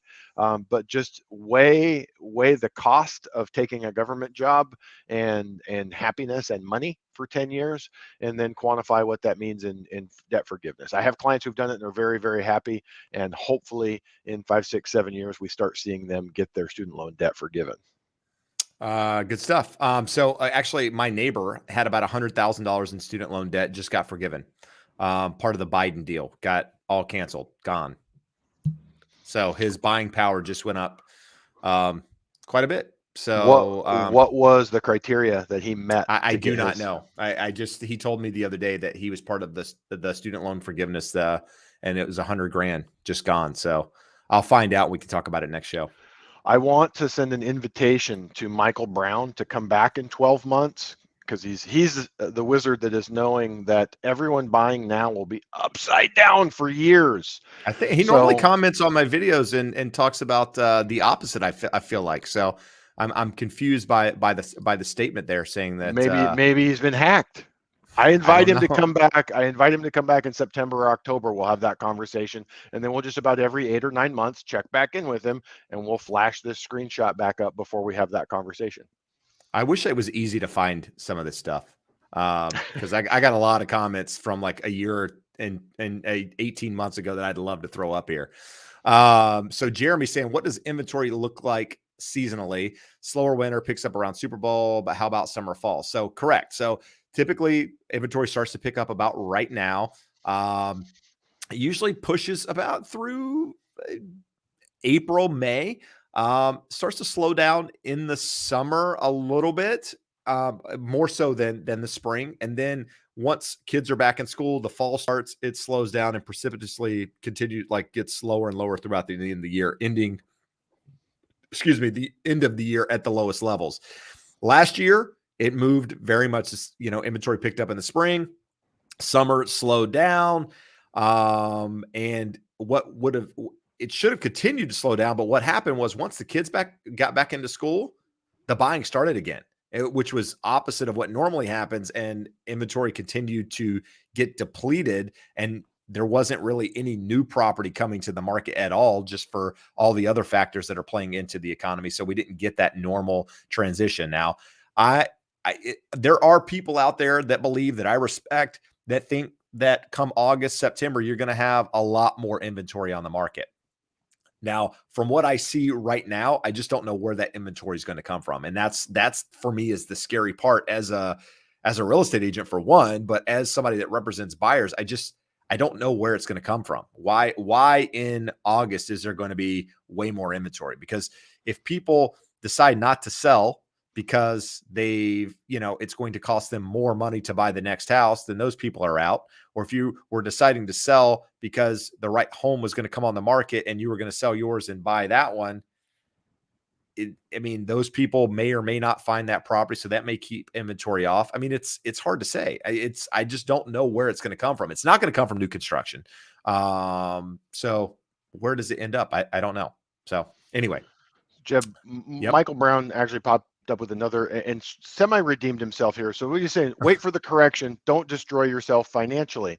So there will be a correction at some point. We've been talking about here for the last hour. Supply demand way out of balance, and nothing on the horizon that says it's going to come in balance to make it level, much less correct. But it will correct at some point. The key part here that I agree with 100%, don't destroy yourself financially, meaning don't go above and beyond to jump into housing if you are not ready for it. If the market passed you by, trying to it's sort of like we're here in Huntington Beach. I don't surf. If I want to learn to surf, I can go out on a day when it's 3 to 4 foot and be okay. If the waves go up to 6, 7 foot, I probably shouldn't go out. I'm going to drown. So if the market passes you by, you probably shouldn't go out at 3 or 4 feet either, bro. I probably shouldn't go out at all. I got a new shoulder. I can swim better now. But you know what I'm saying? Don't overextend yourself. Don't put yourself in danger because you feel like you have to buy. Do things to improve your financial position. Get your score up. Get your debt down. Work on making more money. Jeb, was it the New Yorker that ran an article that actually sent you over the weekend? They said finally the mainstream media has a piece that gets it right. Yeah, they went through the pros and the cons of buying in this market. This isn't the market of 2010 when anyone could buy with no danger. There's a little bit of danger here. So it's not just, hey, everyone head down to your mortgage broker and your realtor and buy a house. Run the numbers, make sure it's the right time and place for you to do it. But we're also not sitting here cowering in fear that some monster correction is coming that's not likely to happen anytime soon. There you go. Jay saying, what's my take on Michael Zuber's negative comments about me? I'm not aware of Michael Zuber's comments about me. If you'd like to enlighten me. Do we have online feuds? I don't know. Let me know. Enlighten me as to what Michael is saying about me. I'd love to know. I did a video with him, I don't know, probably a year ago. Yeah, that's all I know. And since then, he's reached out to do another video, but then he hasn't responded to me. So maybe he's talking shit now. Maybe he doesn't like that you don't want to do more videos. No, I did. I said I'd be happy to do it, but that was it. Anyhow, maybe not now. But anyway, let's see here. Another Let's quick, see. easy Oh, one here, Jeb. here's one. Yeah, go ahead. Mr. Yodi just says, is 3.875 good for post Chapter 13, no lates in 2 years with a mid score of 656? It's an FHA loan, and with a 656, you should be able to do better than the 3.875. Not saying a ton better, but you should be able to do better. So depending on where you're at, if you're in California, reach out to me. If you need a referral somewhere in the country, Jeb, you throw the referral link up there, and Jeb can connect you with a broker that can run numbers and at least confirm that with your scenario, you're not overpaying, but it seems a little bit high for an FHA loan with a 656 score. All right, good stuff. Let's see. Mina is saying new constructions that haven't been built yet, are they too risky, being that you can't lock a rate until closer to build completion? It depends. I mean, I did a video where I talked about new construction. I think it was last week. So check that out. I kind of addressed some of the issues with new construction. One of the biggest ones is you just don't know when the thing's going to be done. So even if you're able to lock a rate for a certain specified time, you don't even know that the home's going to be complete in that time frame because of everything going on with regards to supply bottlenecks and all of that stuff. So just, and if you can get into the first phase of new development, it might be a good move, especially if it's in a popular area that's going to happen quickly. So may not be too risky. But you just gotta check all of that stuff. So check out that video. I addressed some other things in there that you should keep in mind as well. So John is asking, let's see here. House has good equity, would like to buy in Temecula area. Should you refinance your current home or borrow money from a 401k as a down payment? So Josh, what do you think about that? Looking to buy something else. I have money in my 401k. I also have equity in my property. Is it best to borrow from myself in a 401k or should I borrow it from a property? We would need to know dollar amounts on that. So John, if you want to reach out, it's a little deeper analysis, but for everyone watching that wants to kind of know, again, 2 months ago, I'd say absolutely do the cash out. Now with rates a little bit higher, we got to run the numbers. How much are we taking out of the 401k? You can only take out up to $50,000.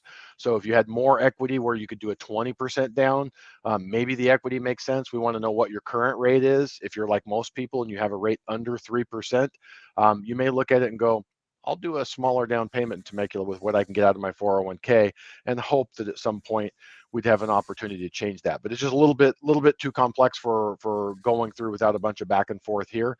So reach out. I'd love to help you analyze it, but probably the 401k, but we'd have to know all the other questions. All right, there you go. Let's see here. I'm just trying to get some questions.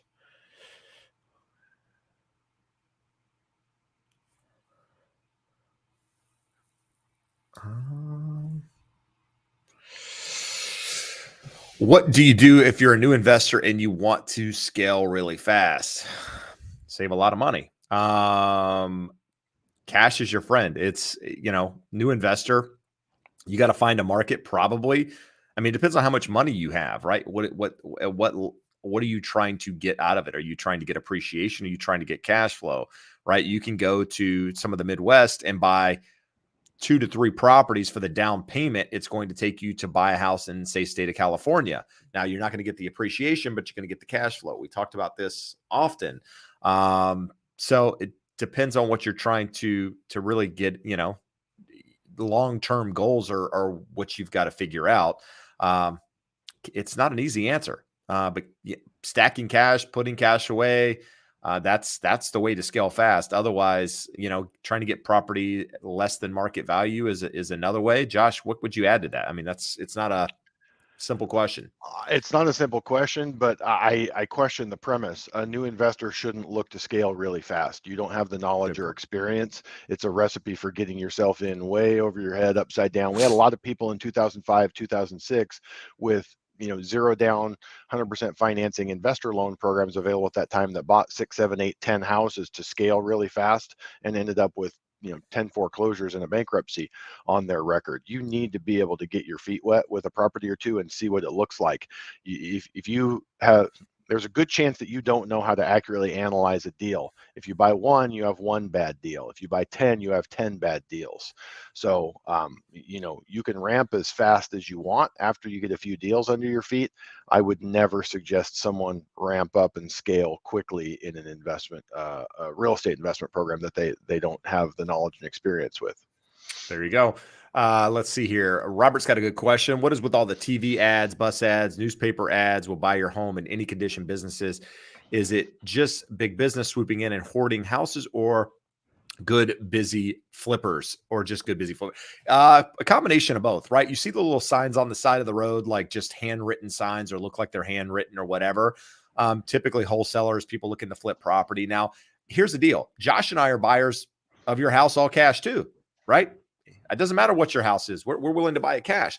Understand, these people are looking to get it at a price that makes sense financially. They're not coming in and paying market value for these properties.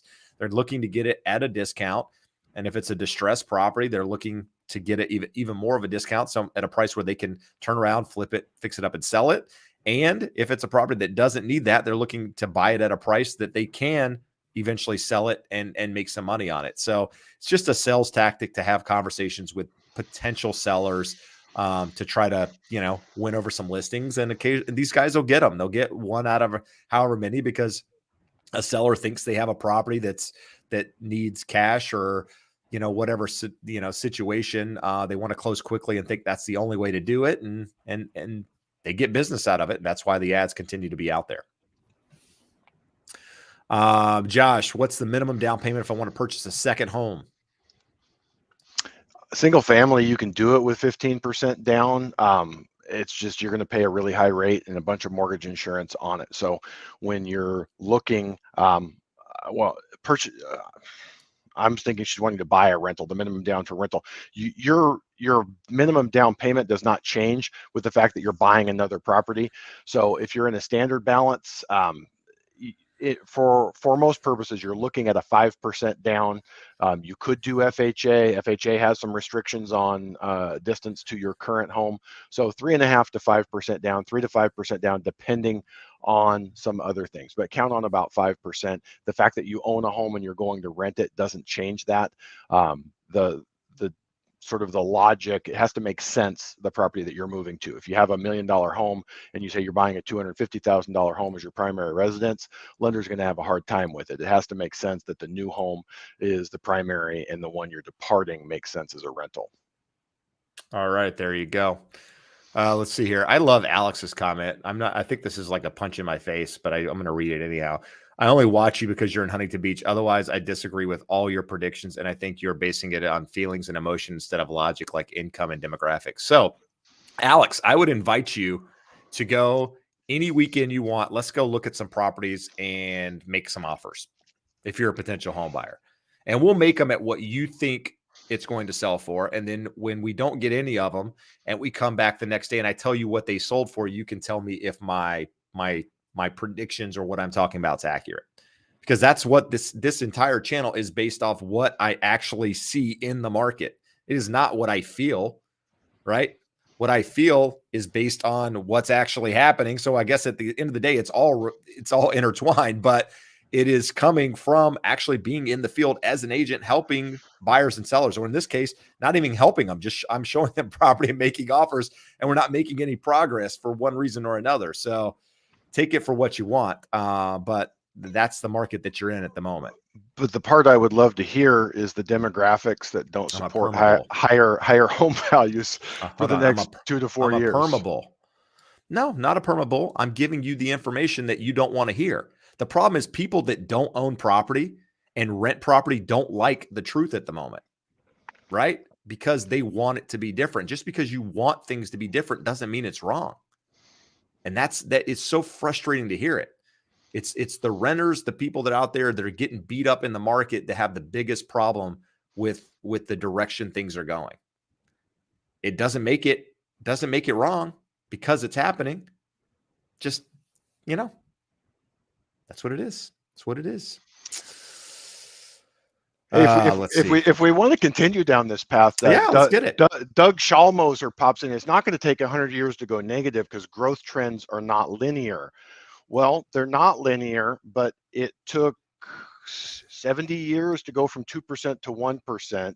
It hovered at 1% for the better part of 20 years, and COVID led us to where we're at. So if you want, I'll post the link. You can look at the chart. It's absolutely not linear. It bounces all over the place between 1 and 2%, but you haven't seen an accelerating trend towards negative population growth until COVID. So if you think that's going to continue, it's an opinion and you may be right, but it would have to ignore the last 100 years of population growth in the United States. Right. Good stuff. Josh asked a question earlier about new construction, meant to click on it, somehow get past it. Says he went to Toll Brothers up near Magic Mountain, and they said they had 30 cash buyers in line for new construction, asking, is that true? I wouldn't be surprised in this market. I mean, nothing is surprised. Every day I'm surprised, but I'm not surprised just with some of the things I'm hearing. So to hear that there are people in line buying cash, maybe 30 people with all cash is exaggerated, but I wouldn't be surprised to hear that there's a line of people willing to pay cash for homes, even on new construction. So no, I mean, and new construction, those people, I mean, they're in the business of wanting to sell homes, so they shouldn't be telling you something that's not true. Otherwise, they'd be doing themselves a disservice with actually trying to sell the properties. So I would say that probably accurate statement. So we've talked about that. I don't want to go. I mean, we're running short on time here. I'm trying to get some, see if you click on something. Here's an interesting question. Robert Corona says, hey guys, at what price point do you see a drop off in potential buyers in this hot market? Over 2 million. So are you saying in the current market, where do we see a lower volume of buyers? The distribution of buyers is a normal curve. So you're seeing there's sort of that midpoint and it changes. So Orange County, would you say, Jeb, is probably 900 to a million is where like the midpoint of buyers is, and you've got some going down to the 500 entry point and up to maybe 1.5 or so, and above that there are less buyers, but it just keeps that curve keeps moving. So at 2 million, I don't think you're having that few buyers, but there's nowhere near as many as you have in the 800 to 1.2 price range. Well, let's see here. Let's you here address that. I'm going to pull up. Hold on one second here. Real quick. We'll talk some real numbers. We'll talk real numbers here. So homes, we'll talk luxury price point, right? So let's go luxury. Okay, so year over year, luxury demand is down 28 pending sales or 11%, and the active luxury listing inventory is down by 339 homes or 47%.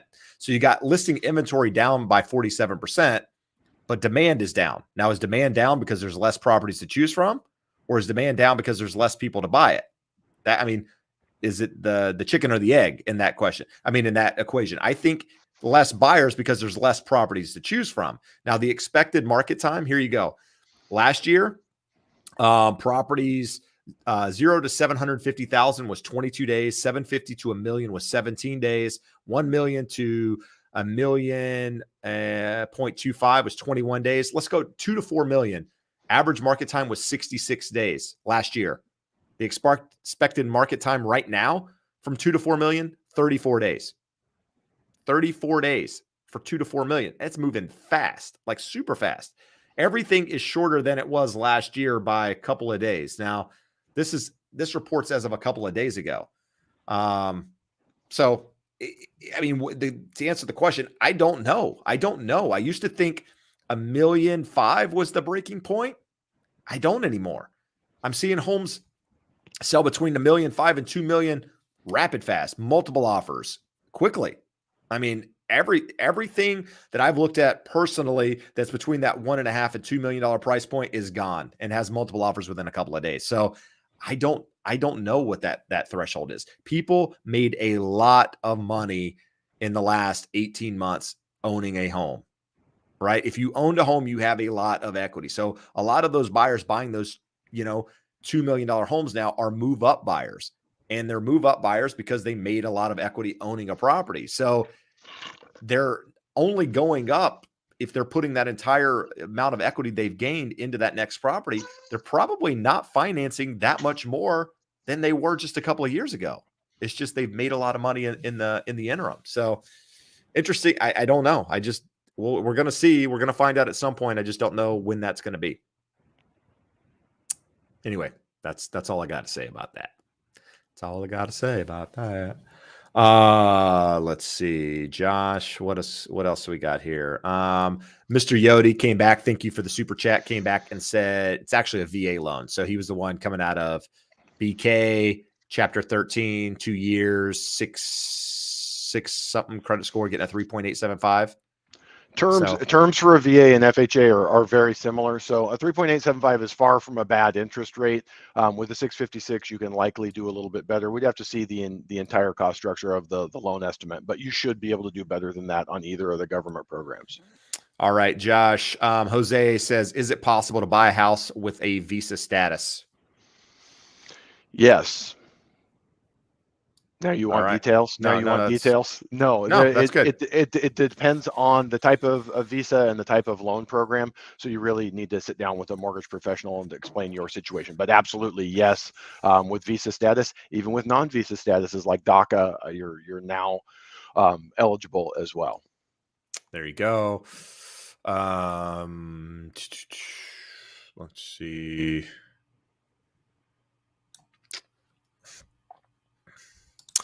Raider Rocha, 47 years old. Is it too late to buy a house in San Diego? So I would just eliminate the San Diego part, saying if you're 47, is it too late to buy a house, Josh? No, not at all. And the funny thing, you start talking about buying later in life. 47 is not later in life. Most people are living, into their 80s now. So what time frame do we have? You need to look at your plan for how long you're going to work, and what is your plan for either paying that house off or paying it down to a point that either you can get a reverse mortgage in retirement, you can sell and downsize into retirement. So you just want to think bigger picture, what your long-term plans are and how it makes sense. And as a 47-year-old, you probably want to pay more close attention to it than someone who's 27 or 34 and has a longer time horizon.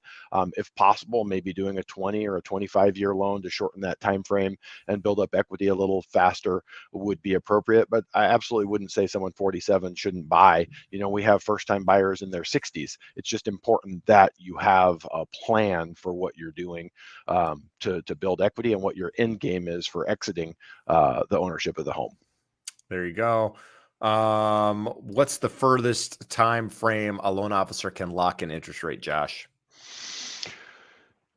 A rate that doesn't start getting egregiously expensive is about 90 days at 120. I was looking at those for a client this week. You pay not only whatever the little bit of an increase is, they tack another 0.25% onto it. But there's locks as long as 180 days. And I'm sure if we polled a bunch of lenders, someone has something even longer than 180 days. But to take advantage of something like that, you have to believe pretty strongly that rates are going to continue going up at the clip they have been. Gotcha. Good stuff. Darren has a question here. What are the odds the market slows enough in 2022 for sellers to accept VA loans? Inspections seem to be limiting VA loans. So I disagree with the inspections comment. What limits VA loans against other loans is the idea that the buyer, in my opinion, aren't as qualified because they're not putting any money down usually, right? So in my experience, sellers look at things like this. They look at price first. How much are you offering price-wise? Then they go to down payment. How much are you putting down? And the two shouldn't necessarily be correlated, because if you are approved for a loan, it shouldn't really matter how much you're putting down.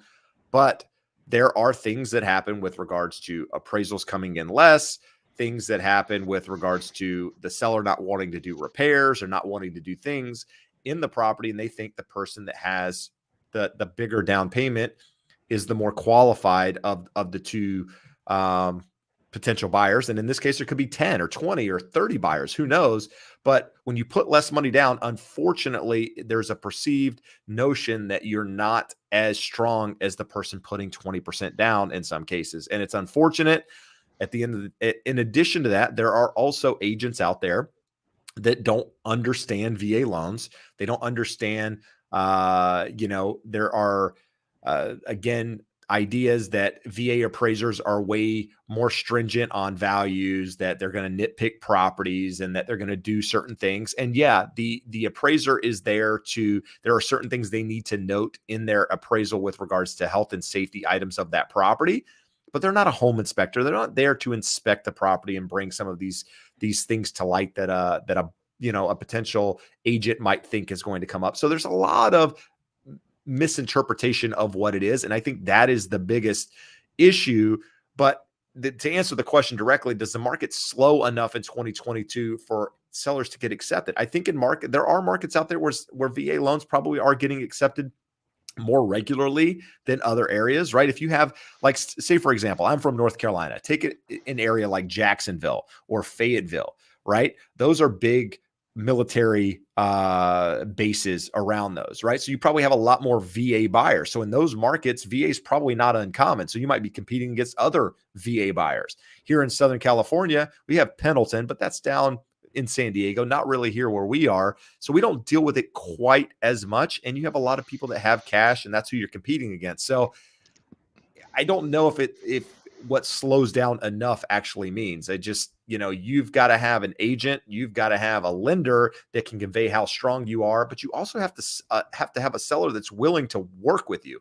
And that's the most important piece. You could be the most qualified client in the world just wanting to use your benefits, but if the seller isn't, responsive to it for whatever their beliefs are, it doesn't matter what the market's doing. Josh, Jeb, what do you want to add to that? Let's go back to our friend Mr. Yodi. He says, thanks for the response. Me and the wife really wanted this house that hit the market and was getting bid like crazy. The only reason we got the house was the guy was a veteran and wanted someone that was military or vet to have it. Ours was the 8th highest bid. I'm a moderator in a big veterans group on Facebook, 25 something thousand members. And I can say that we're getting offers accepted all around the country. It is harder. You need a realtor that understands VA financing and is able to explain it and sell it to the listing agent and their seller. And you need a lender that understands the program and can follow up and push. It's no different than FHA. They're both more difficult for all the reasons that Jeb mentioned in a tough market, but we do get them accepted everywhere throughout the country. It's just a little bit more difficult, and you're probably going to have to make a few more offers than someone with a conventional loan or a big down payment. All right, there you go. Michael says, do you think it'll crash like it did in 08? No. El Jefe says, I bought a home in 2009 for $230,000. My house is now worth $615,000. I now want to buy a second home to rent out. Should I take in a home equity loan? So the question is, should I refinance my current house and potentially lower it, or should I do an equity loan in lieu of that? So Josh, what are your thoughts? Jeb, this is a good example of kind of what we were talking about before. Yep. If that mortgage, so assuming that he hasn't refinanced and taken cash out already. So if you bought it for $230 and you've paid it down to $165, even if you had a really low rate on that, you're probably wanting to take $150,000, $250,000 out to buy the second home. So it would probably make more sense to do it as a refinance than doing it as taking out a home equity loan. Now, if you have taken money out and you already owe $400,000 at 2 3/4%, that's where the home equity loan starts making more sense. So just look at how much am I looking to pull out of my house relative to my first, and how good is the rate on my first. One of the things that I don't like about a home equity line of credit for this purpose is at some point you are probably going to want to consolidate them. You'll get a downturn in interest rates. You'll have a refinance opportunity, whether that's 1 year from now, 5 years from now. You're going to pay cash out hits for combining the two of them.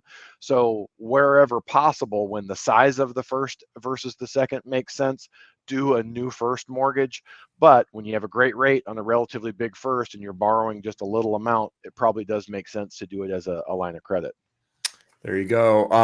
One other question I want to hit up here. I just saw it. S. Scott, do all lenders offer interest rate buy downs, Josh?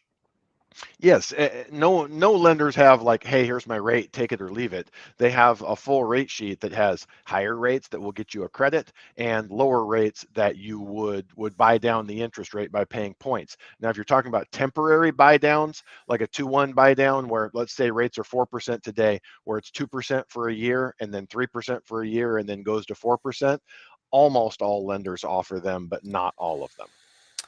Gotcha. All right. So it's that point in the show. There's 300 people on here. I don't know that I've asked the whole show. Been on here 2 hours. If you found any value at all, do me a favor, hit the like button. Feel free to subscribe to the channel to stay updated on everything real estate related. So Josh and I, as many of you know, are starting a podcast. We're going to turn this episode, not this particular episode, but these Wednesdays into something that you can listen to, just on a podcast format. But in addition to that, we'll also be doing other, audio clips, audio podcasts that you can dial into. So if your question doesn't get answered here, we might use it in a future podcast going forward, to help other people with that question. So be on the lookout for that. We're not there yet. In addition, we are doing a live webinar. I mentioned at the beginning of the show, there's a link in the comments here at the top. Next Thursday at 6 p.m. Josh, Pacific Standard Time. It'll be 1 hour. Again, we are covering everything in the home buying process. Let's see here. If we can pull this up, you can get an idea of what's being covered during that little thing. Everything from home ownership. Is it right for you to where you start in the process? Best way to shop for a home loan or a home rather. What's involved in making an offer? You're under contract. What happens now? And then what happens after the fact? So if you want to get any information on that, register. Again, it's free. We're just going to address specific topics in more detail. This is more of a question and answer format where everybody's questions kind of get answered, or hopefully the majority of you do. This is going to be us not doing questions, but very much just dialing into this process to give you information you can actually use. Josh, you want to touch anything on that? No, these are, it's almost like the most frequently asked questions, both that we get here on the show and in calls, so that you're armed with what you need to know to start the process. Obviously, in 1 hour, we can't go full depth into everything you need to know, but we're going to hit on the high level stuff so that when you're out talking to a realtor, when you're talking to a mortgage professional, you know exactly what you need to know to successfully navigate a pretty crazy market. Got it.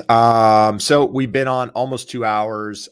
We are going to regroup and do this next Wednesday. We're back at 5 o'clock, as many of you guys know. And then Thursday, again, will be the webinar. So you could get 2 days back to back if you wanted.